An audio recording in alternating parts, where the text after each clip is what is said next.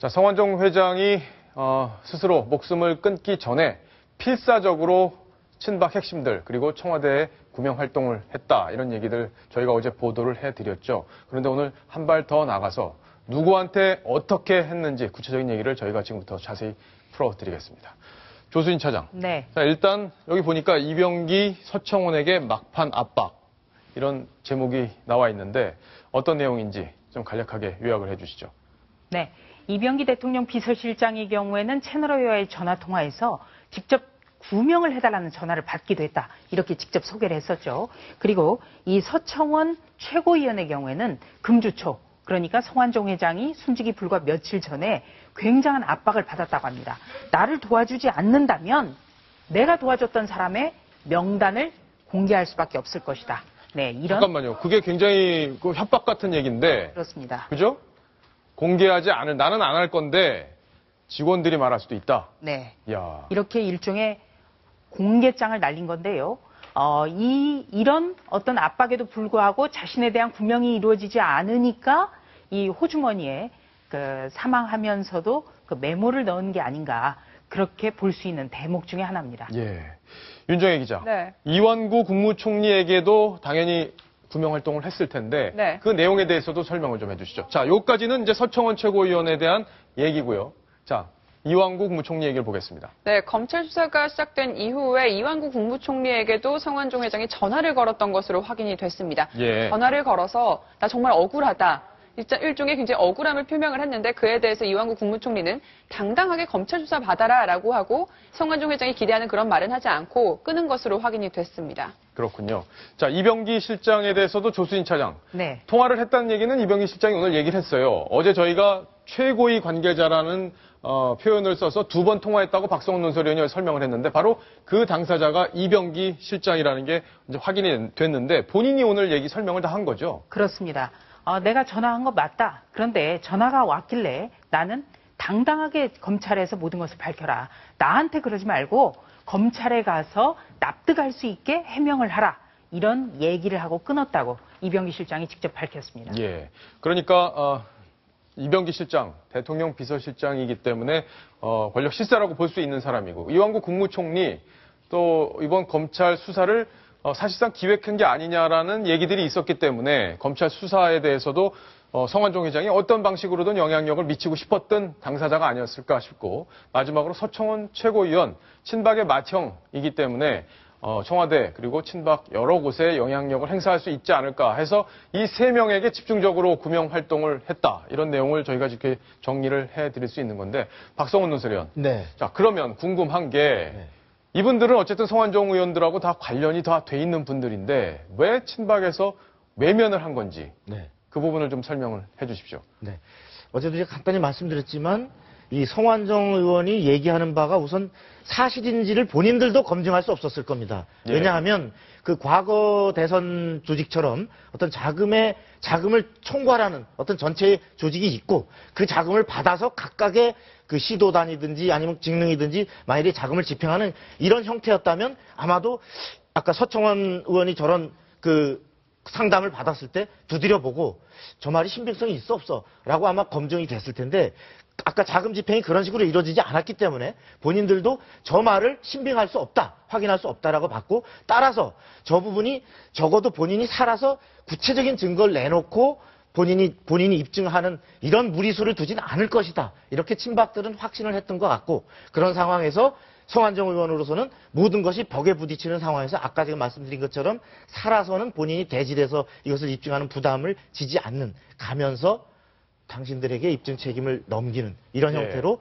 정리가 된 게 아니겠습니까? 그런 해석이 가능하겠네요. 김태현 변호사는 어떻게 보셨습니까? 만약에 정말 친박 여기 거론된 사람들 돈을 받지 않았다면 뭐 당연히 이거 구명운동 할 이유가 없는 것이고요. 말도 안 되는 소리 왜 나한테 하냐 이런 얘기가 되는 것이고 설사 돈을 받았다고 하더라도 그리고 서청원 의원이나 뭐 이완구 총리나 이병기 실장이 정말 돈을 받았을 것 같다라는 만약에 확신을 가졌다고 하더라도 지금 검찰 수사에 압력을 넣어서 이 수사를 진행시키는 건 상당히 부담이고 현실적으로 불가능했을 겁니다. 왜냐하면 사실은 이완구 총리가 어떤 의미에서 보면 자 이제부터 부정부패 일시한다. 그리고 대표적으로 자원외교 수사해라. 라고 어떻게 보면 명령이 내라고고 그 명령이 있자마자 검찰과 여러 사정기관들에 달려들어간 이 수사를 끌어오고 있는 것인데 이거를 정치권에서 검찰에 전화해가지고 자 이러이러하니까 성완종이 좀 억울한 것 같으니까 수사하지 마시오 이렇게 할 수 있었을까요? 예. 아마 서청원 의원과 그 이완구 총리, 이병기 실장으로서는 당연히 그렇게 해서도 안 되지만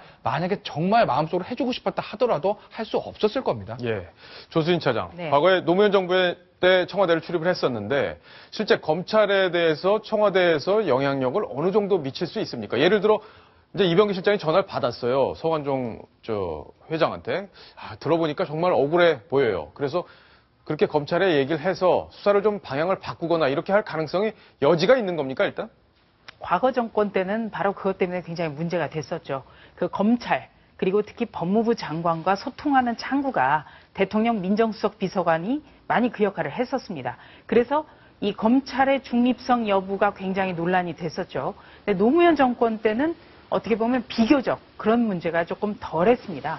그래서 제가 알고 있는 그 대선 자금 수사 때 예를 들어서 노무현 대통령의 최측근이 소환을 앞두고 대통령이 당시 송광수 검찰총장에게 전화를 3번 정도 했습니다. 예. 그럴 때 송광수 총장이 이런 경우에 청와대 들어온다고 해서 검찰총장이 만약에 들어갔다. 그렇다면 그거를 국민들이 모르겠냐. 그리고 또 수사가 납득할 수 있을 만한 인정을 받겠느냐. 이렇게 3번 다 고사를 했는데요. 이 노무현 대통령의 장점 중에 하나가 무슨 말씀인지 알겠다. 들어오실 필요 없다. 이렇게 얘기를 하고 끝냈습니다. 제가 이 자리에서 오늘 처음 공개를 하는데요. 그런 적도 있었고 또 이번 같은 경우에 그래서 더더욱이 이 오해를 사는 것. 이완구 국무총리가 대대적으로 어떤 부패와의 전쟁을 선언하면서 2가지 밝힌 게 있습니다. 첫 번째는 자원외교에 대한 의혹을 파헤치겠다. 2번째는 대기업의 비자금에 대해서 수사를 하겠다. 이렇게 얘기를 한 겁니다. 여기에 대해서 검찰이 굉장히 지금 억울함을 가지고 있습니다. 마치 검찰의 수사를 국무총리에게 보고를 하는 듯한 인상을 줬고요. 또 한 가지는 국무총리가 직접 검찰에게 지시를 한 듯한 그런 인상을 지어줬기 때문에 검찰은 이번 수사에 대해서 잘해봐야 본전치기가 어렵다는 얘기도 나온 게 사실입니다. 그래서 이 이완구 총리가 그런 점을 대대적으로 알리지만 않았더라도 이번 수사가 어느 정도 신뢰를 받을 수 있지 않았을까. 그런 좀 아쉬움이 참 많이 남습니다. 예. 박성훈 논설위원이 보기에는 네. 청와대에서 뭔가 그리고 국무총리가 뭔가 돕고자 했다면 도울 수 있었은 환경이 지금 돼 있는 건지 대한민국의 검찰 청와대에서 좌지우지할 수 있는 건지 그 부분을 정확히 좀 짚어주시죠.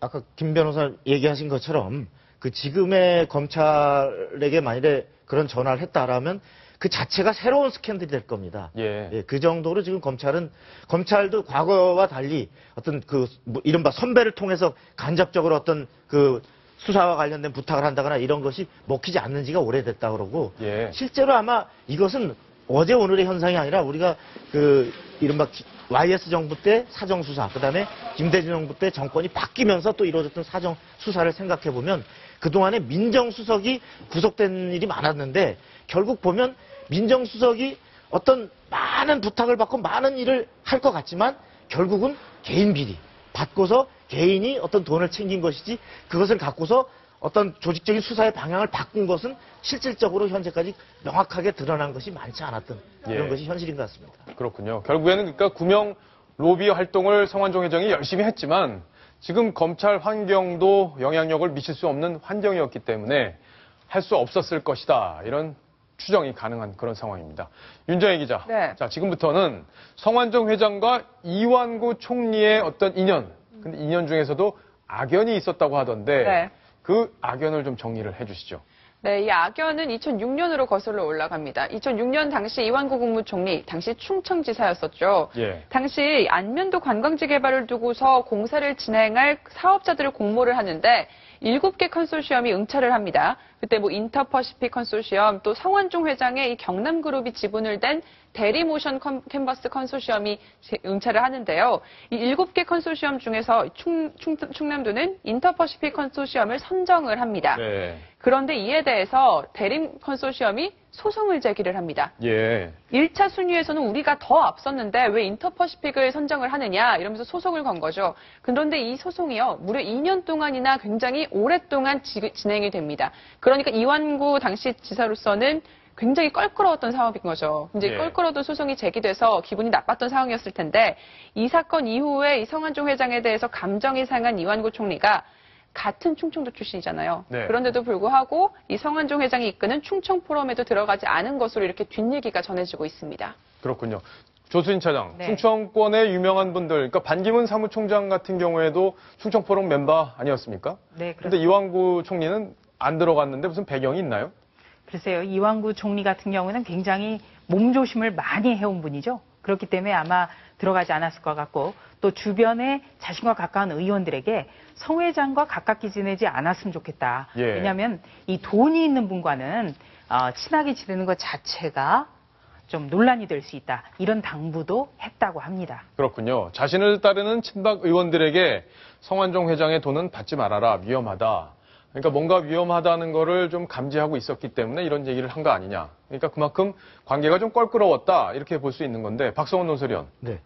제가 그 2000년대 초에 이제 자민련을 출입을 했는데 예. 그때 그 실제 분위기를 보면 그 이완구 총리는 그 이완구 당시 그 원내 총무는 자민련 원내 총무는 성완종 의원을 하나의 그 사업가로 봤지 그 어떤 정치인으로서의 자격을 갖춘 사람으로 보지를 않았습니다. 아, 그랬어요? 예. 그리고 왜 그런 실제로- 거죠?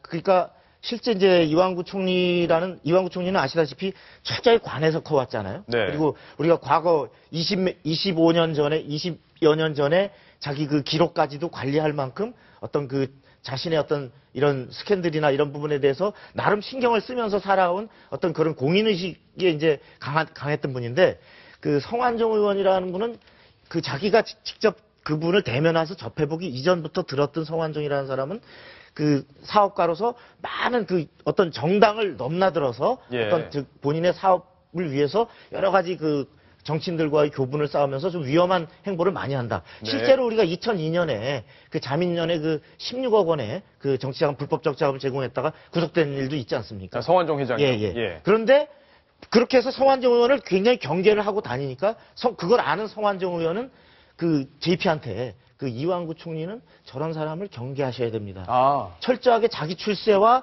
자기의 것만을 하지 실제로 굳은 일, 총재님의 어려운 일, 굳은 일은 누가 합니까? 라고 하는 걸로 상당히 이간질을 했다라고 하는 것을 이완구 총리가 또 알고 있습니다. 그렇군요. 그렇게 인식을 하고 있습니다. 예.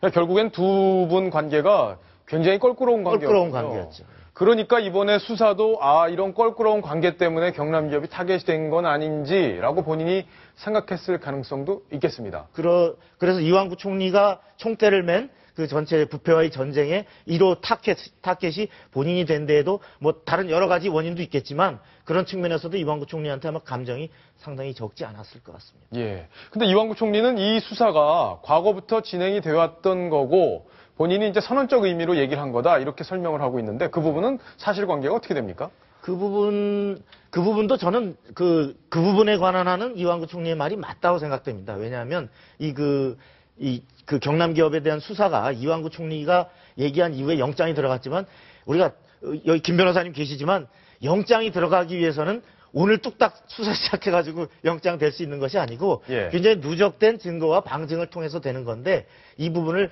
이완구 총리가 지금 그 부패의 전쟁을 하면서 무슨 그 경남 기업이라고 하는 이런 타켓으로 본인이 어떤 그 하나의 그 전체 자원외교 수사 이 전체를 시작으로 하는 전체 그림을 본인이 그렸다는 생각은 안 듭니다. 예. 그런데 다만 이제 아쉬움이 남는 건요. 검찰에서도 이 포스코 등에 대한 수사를 할 때 예전부터 많이 누적돼 온 것이지만 세월호 정국 때문에 수사를 즉각적으로 못했다. 이런 해명을 내놨습니다. 그렇다면 이 포스코라든지 경남 기업에 대해서 어떤 단서가 나왔다. 압수수색을 해야겠죠. 압수수색을 하고 나서 바로 검찰총장이나 법무부 장관이 기자들에게 수사의 배경을 설명했어야 맞는 수순이었다는 겁니다. 그런데 이번 같은 경우는 이완구 국무총리가 대대적으로 이 법무부 장관을 뒤에 놓고 본인이 직접 마이크를 잡고 대기업 비자금 수사를 한다. 이렇게 됐기 때문에 검찰이 오해받을 수 있는 측면이 굉장히 강하고요. 여기에 대해서 여권 핵심 관계자를 제가 만나서 물어봤습니다. 이게 어떻게 된 겁니까? 그랬더니 예전부터 수사가 진행된 것을 가지고 이번에 수사에 본격적으로 나서긴 하는데 어떻게 보면 한마디로 이완구 총리가 촌스러웠다. 이렇게까지 얘기를 하고 있습니다. 그렇군요. 그러니까 검찰의 특수수사가 사실 쉽지는 않습니다. 특별한 증거가 있는 것도 아니고 횡령, 배임, 사기, 죄 자체 입증하기도 쉽지 않지만 관련자들이 입을 다물기 때문에 더 어려운 수사입니다.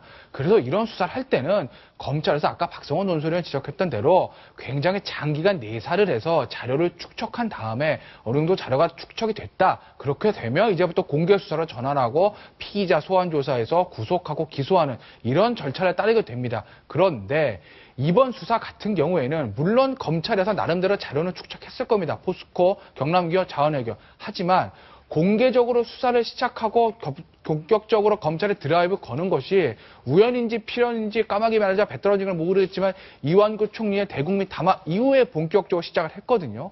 그리고 나서 더군다나 수사 상황들이 계속 예전부터 그 피의사실 공표 문제가 제기되고 있지만 언론에 계속 흘러나옵니다. 김진태 검찰총장이 취임을 하면서 한 얘기가 뭐냐면 본인 자체가 특수통 출신이니까 자 이제부터 특수수사에 문제가 많으니 외과수사처럼 환부만 도려내는 메스로 드러내는 그런 수사를 하겠다. 예전처럼 하던 저인망식, 투망식 수사는 절대 하지 않겠다고 얘기를 했는데 그럼에도 불구하고 이번 사건 같은 경우에는 피의자인 성완종 회장이 느끼기에 야 이건 정말 외과 수술이 아니라 정말 저인망 수사에서 내 몸을 머리부터 발끝까지 다 스캔하는 거 아니냐 이런 불만을 가지고 있는 것이거든요. 그렇기 때문에 검찰이 굉장히 열심히 한 달, 두 달 동안 밤을 새면서 수사를 했지만 이런 비난에 직면하게 되는 겁니다. 네, 저도 지금 검찰 수사에 대해서 좀 아쉬운 점이 있는데요. 첫 번째는 이유야 어찌 됐건 조사를 받던 사람이 이 자살이라는 극단적인 선택을 했습니다.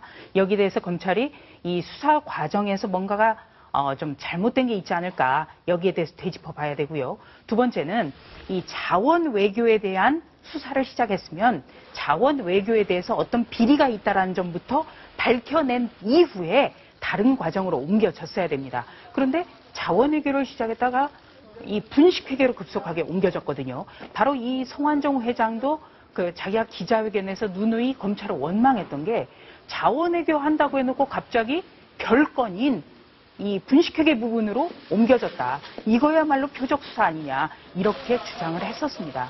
검찰이 이런 부분도 잘 봐야 되고요. 이 훌륭한 검사와 훌륭한 외과 의사는 공통점이 많습니다. 제가 검찰 출입할 때 여러 번 들었던 건데요. 정말 유능한 검사는 환부만 똑 도려내고 봉합을 하는 겁니다. 여기저기 쑤시지 않습니다. 그렇기 때문에 아주 누구나가 인정할 수 있는 수사 결과를 내놓고 나서 다른 것도 손을 봐야 됩니다. 예. 통상 이제 검찰에 예전에 이제 한화 김승현 회장 사건 같은 경우에도 처음에 이제 주가 문제 그리고 비자금 문제로 수사가 들어왔다가 비자금이 없으니까 그 다음에 횡령 배임으로 넘어가는 그런 별건 수사를 통해서 여러 가지 재벌 수사로 이어지는 그런 현상을 보였는데 검찰이 이렇게 처음 수사를 들어갔다가 그 혐의가 없을 때 다른 수사까지 넘어가는 부분, 이 부분에 대해서는 당하는 입장에서 참 고통스러운 부분이 아닌가 이런 생각이 듭니다. 박성원 논설위원, 그럼 마지막으로 정리를 좀 해주셔야 될 텐데 결국에는 이완구 국무총리와 성완종 회장의 어떤 그런 오래된 어떤 그 감정, 해소되지 않은 그런 감정들, 그것이 이름을 적게 되는, 메모에 이름을 적게 되는 원인이었다 이렇게 볼 수밖에 없다 이렇게 정리를 해야 될까요? 어떻습니까? 아니 이완구 총리에 대해서는 그 이완구 총리라는 이름을 굳이 적은 이유는 그런 배경이 있을 수 있겠다고 생각이 되지만 전체적인 그 8명의 리스트가 이완구 총리로 인해서 촉발됐다기보다는 그 자체는 전체적으로 이 수사는 그 애초에 초점을 벗어난 수사고 그리고 내가 파렴치범이 아니라 이런 것을 그러한 본인들의 목적에 끼워 맞추려고 하는 당신들이 잘못된 것이다라고 하는 청구 취지가 아마도 그 리스트를 작성한 동기가 됐지 않았나 싶습니다. 알겠습니다. 자, 이완구 국무총리와 성완종 회장의 인연 그리고 메모의 배경까지 정리를 해봤습니다.